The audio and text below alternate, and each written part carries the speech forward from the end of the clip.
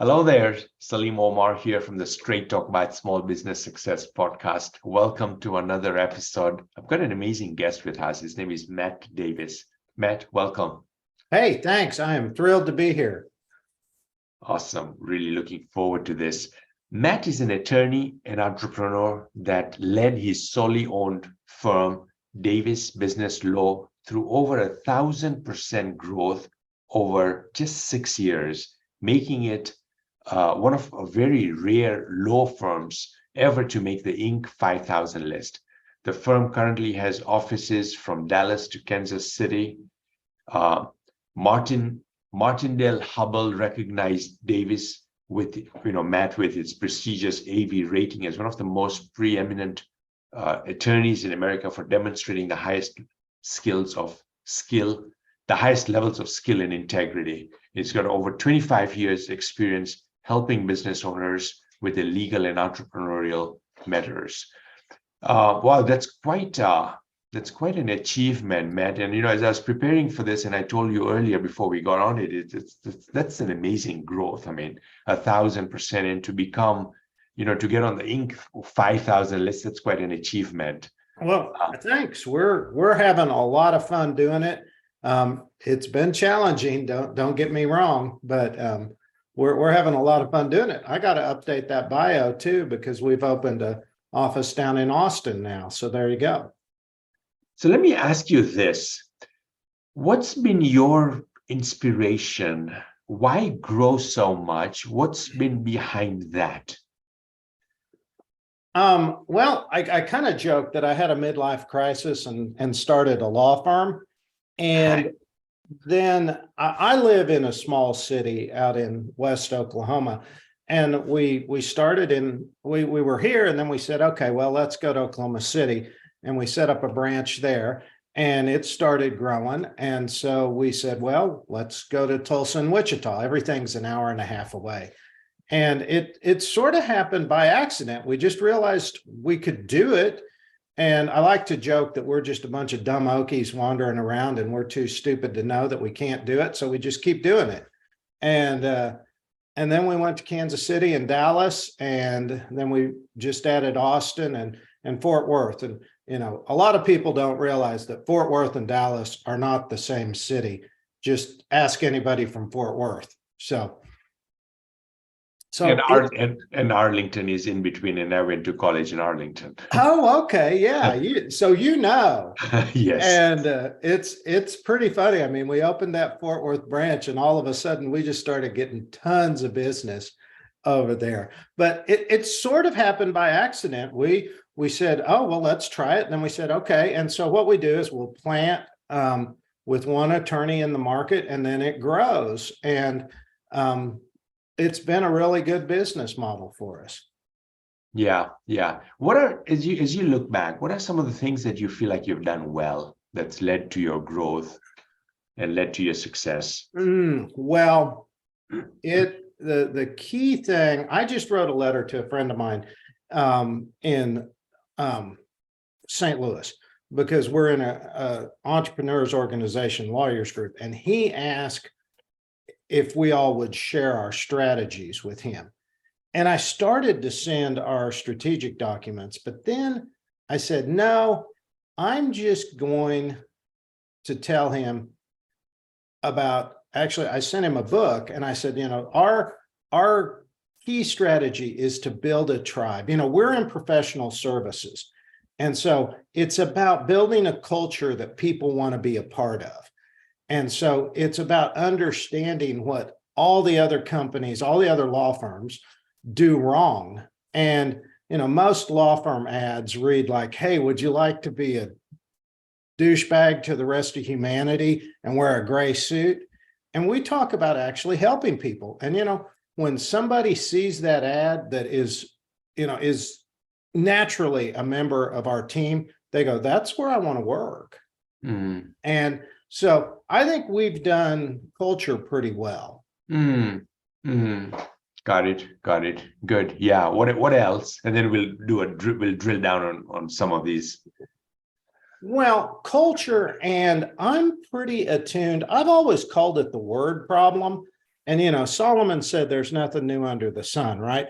I talk about the word problem, and this is what you have to do to make your business work. Now, I realized that Jim Collins, in one of his books, calls it the SMAC recipe, which is your specific, methodical, and I can't remember what the C stands for, but it's like, I've got it up here on my whiteboard. It's hire A-player lawyers. And I've got more to that, what that means, I've got to get them a certain amount of leads. I've got to get them close those leads at a certain rate. We've got to utilize, which means we've got to keep them busy and measure that. And so we're really tuned in to the metrics of the system of our business. And understanding that and having the discipline to pay attention to that and make it work is one of our absolute strengths. Wow, that makes a lot of sense. What you cannot measure, you cannot grow, you cannot manage, you cannot grow, right? So you're really measuring the important aspects of your business. Yeah, we are really tuned in. One problem a lot of small business people have is they don't understand the difference between delegation and abdication. Okay. Abdication is you just ask somebody else to do it and expect them to do it. Delegation is more like this. Okay, here's what I want you to do. And here's the process that I think works. We can adjust it. Here's the KPIs I think we can achieve. And we're going to measure these. And then we're going to have the feedback loop of we're going to meet, or you're going to report to me at this point in time. And then there you go. And that's how that's the difference of delegation versus abdication. It makes a world of difference. I mean, that can be with your vendors, or it can also be, or with your employees, right? Yeah, absolutely. And for you to have grown the way you have, you've had to do that quite a bit, is delegate. Yeah. And we do it. Well, look, we just had a deal where, one of the classes I teach is called How to Manage a Digital Marketing Agency, which you could say any marketing agency, right? But, a lot of small businesses, they'll just throw money away on marketing. And I'm like, look, guys, you're the marketer. Your job is to get us leads. Leads are different than sales. That's our job. Okay. I lose my mind when people talk about marketing and sales like they're one thing. They're completely different deals. And I set out we're a growth company. And with our marketing people, I set out, look, here's where I expect us to be for what we're paying you to do. And, it could be static, but we're growth. So I want to see improvement. And, we measure it every month. And we had a little problem, but guess what? A few months ago, and I caught it because I'm like, guys, here's where we're supposed to be. This is the delegation feedback. We're not there. Let's figure this out. Okay. Doesn't have to be hostile. And it can still be collaborative, but it's like, okay, we got to figure out how to make this work. And knowing things like that and doing that in a routine, regular way, enforcing, establishing your KPIs, key performance indicators, of course, and expecting people to fulfill them in a nice way is just one of the tricks that a lot of business people don't get.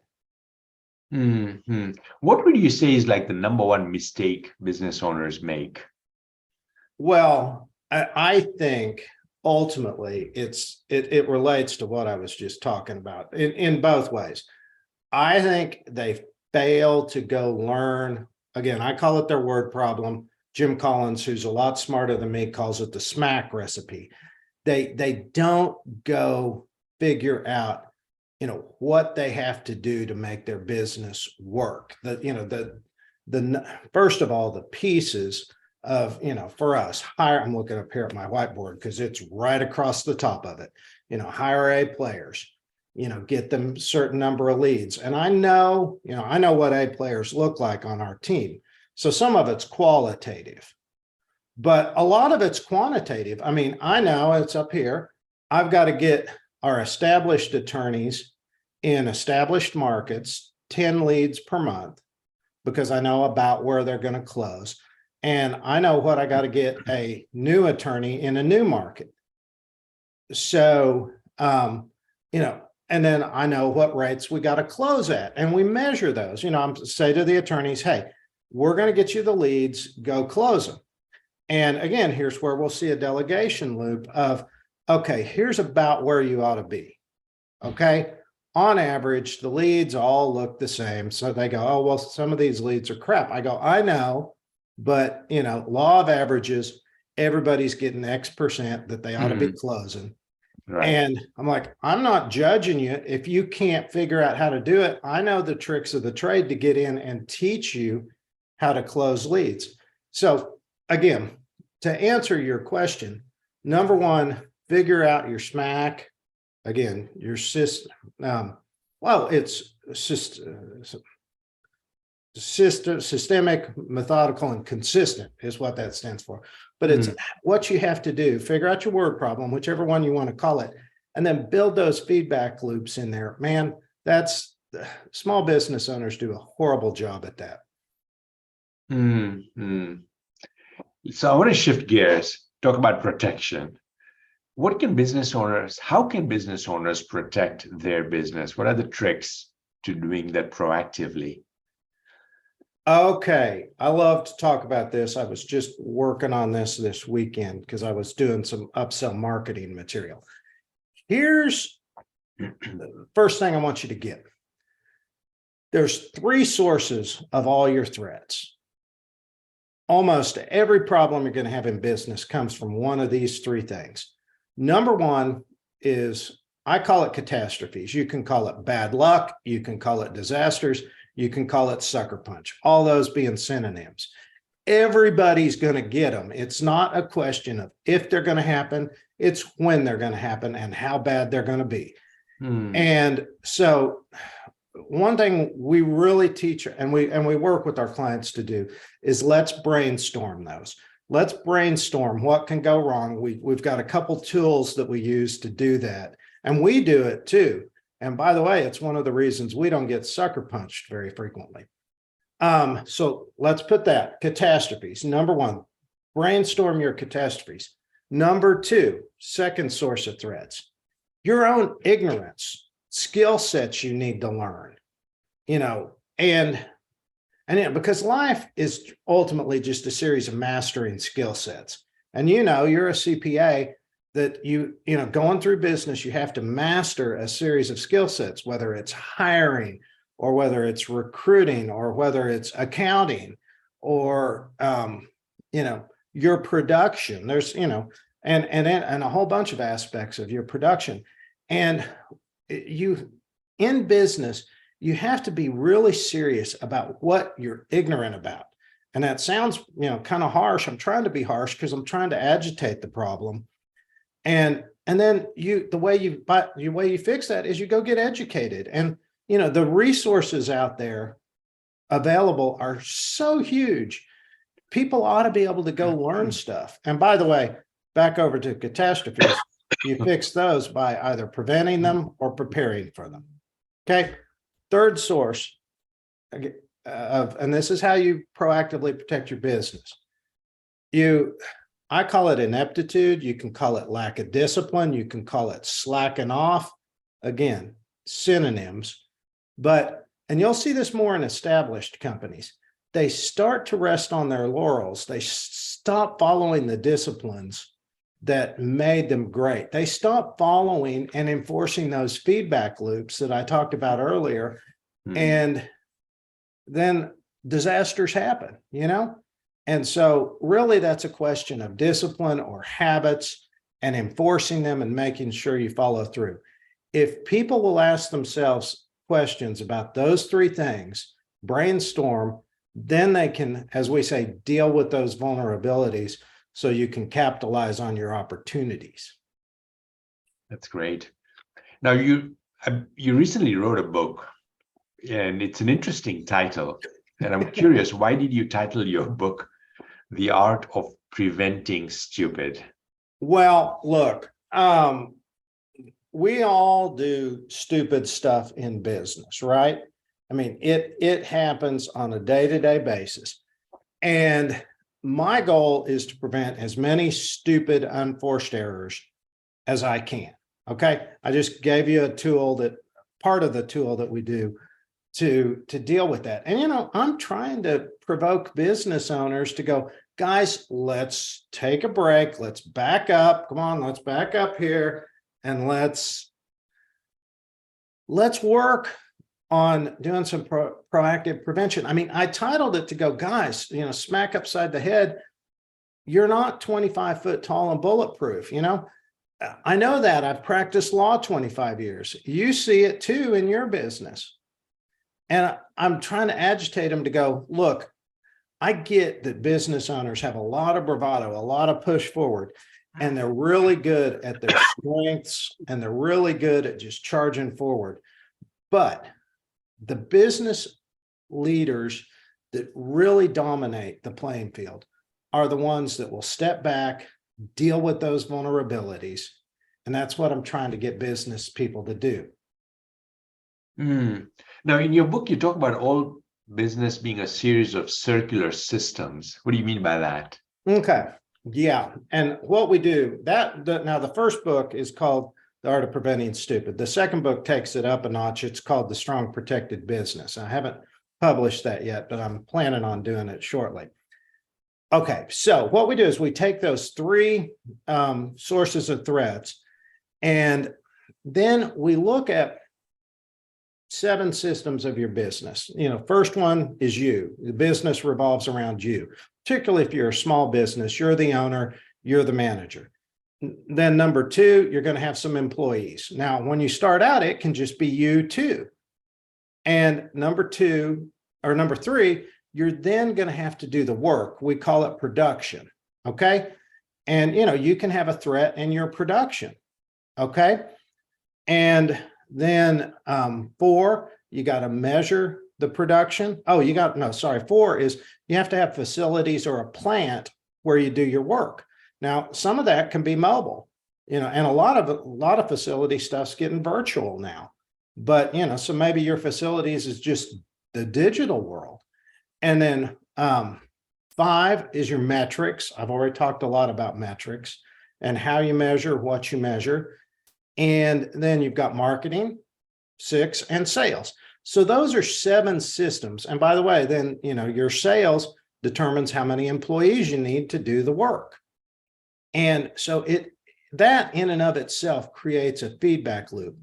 We use a tool we call the Business Immune System Report. That's in large part what the Art of Preventing Stupid is about. And it's one of our brainstorming tools, which you take those 7 systems by those 3 sources of threats. It's a great brainstorming tool for just going, okay, what catastrophes could hit the management, me, or my top team, what are we ignorant about? Or, what are we ignorant about in marketing?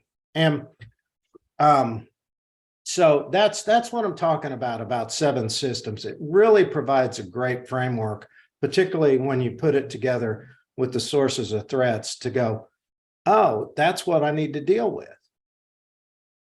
Now, in your organization, how often are you going through this exercise? And Matt, who are you going with?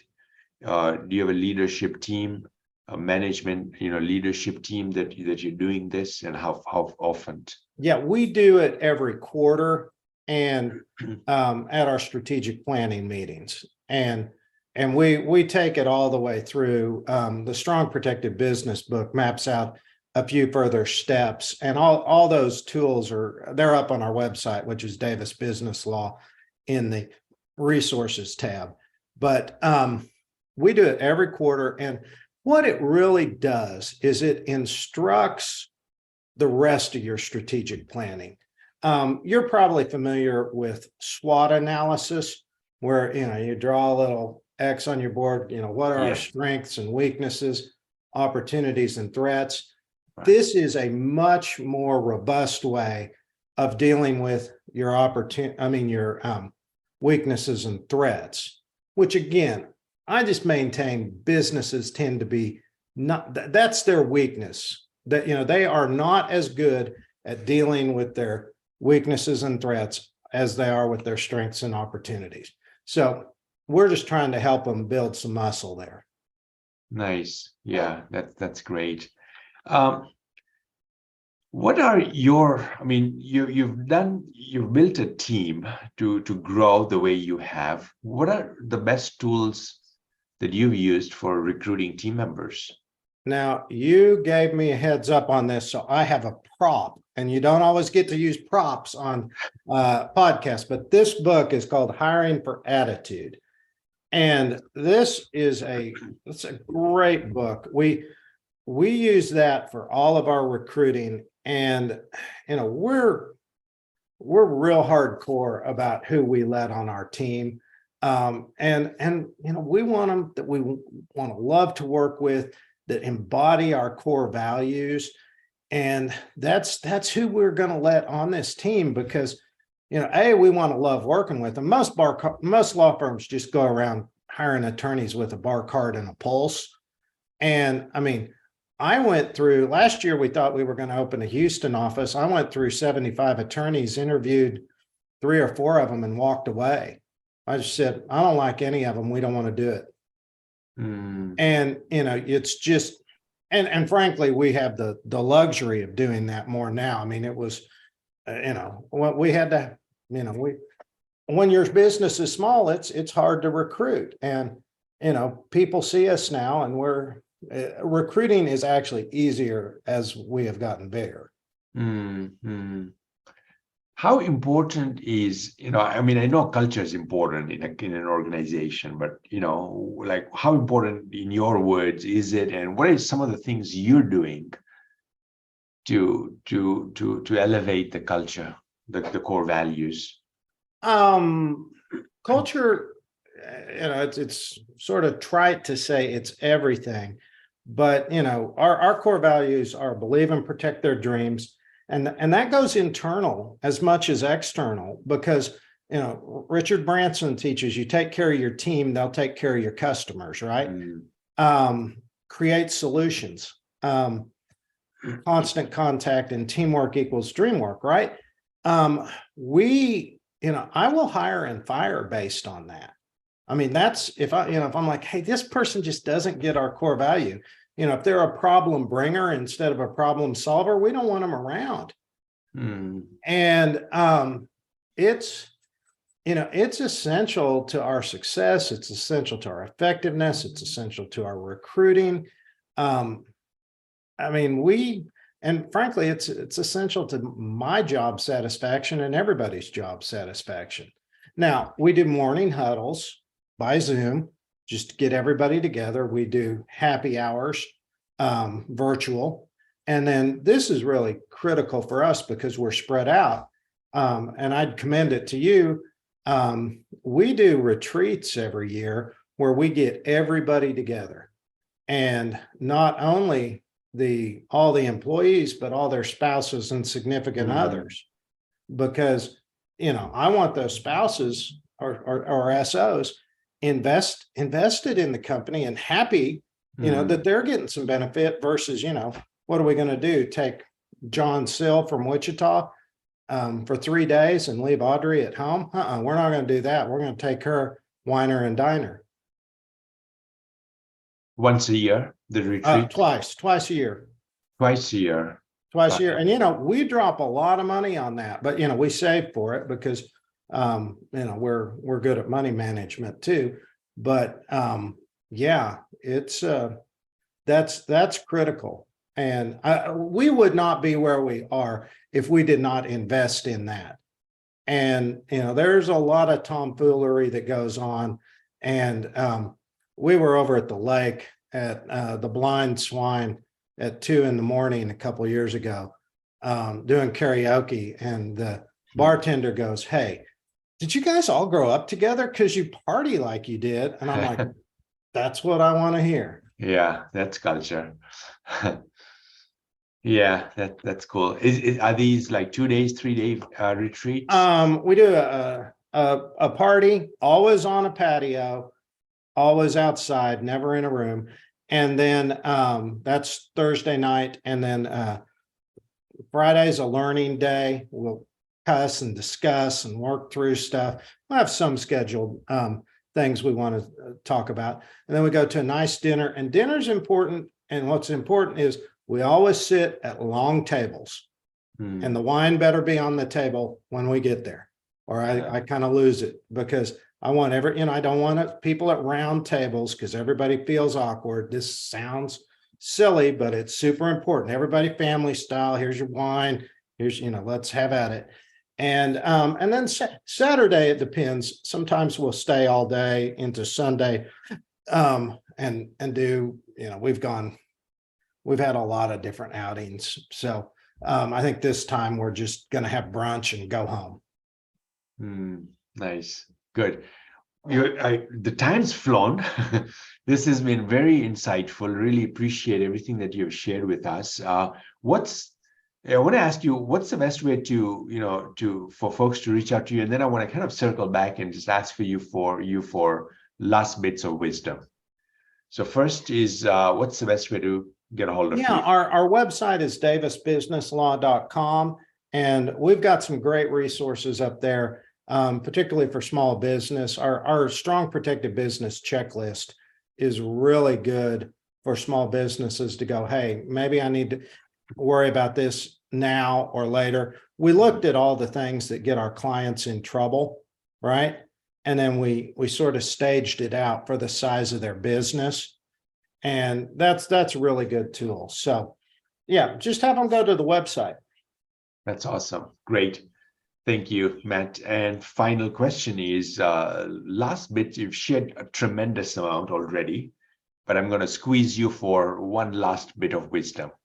Oh, I said this on another podcast a week or two ago. And here's the one thing I always tell startup business leaders: get real comfortable with this thought. I can't believe how stupid I was 2 weeks ago. Because if you don't feel that way, you're not growing, you're not expanding, you're not identifying your ignorance, you're not identifying the skill sets you need to learn. And I mean, I feel that way all the time. And it's great because I know I'm understanding what I don't know. And that means I can go learn it. And that means we're going to get better. Right. Yeah. And, and it's ego that gets in the way many times. I read a phenomenal book a couple of years back, The Principle, written by Ray Dalio, and he identifies, the ego is one of the things that gets in the way. And there it is. Prop number 2. Right. Prop number 2 is Principles. Phenomenal book. It's like 1,000 pages long. It's a huge book, but it's really worth reading every bit of it. Yeah. And yeah, it is ego. And, that's maybe a common thread here is let's check our ego. Let's slow down. Let's prevent stupid. Let's deal with our vulnerabilities. And by the way, there's so many great entrepreneurs and great vendors that help, whether it's CPAs or attorneys that will help people because, they've been through it and, they understand that and they want to help because that's the only way they can pay the people back that helped them. Right. Matt, thank you so much. This was so good. Really enjoyed it. Thank you. I did too. And best of luck to you. All right. You take care. Bye-bye. Bye-bye.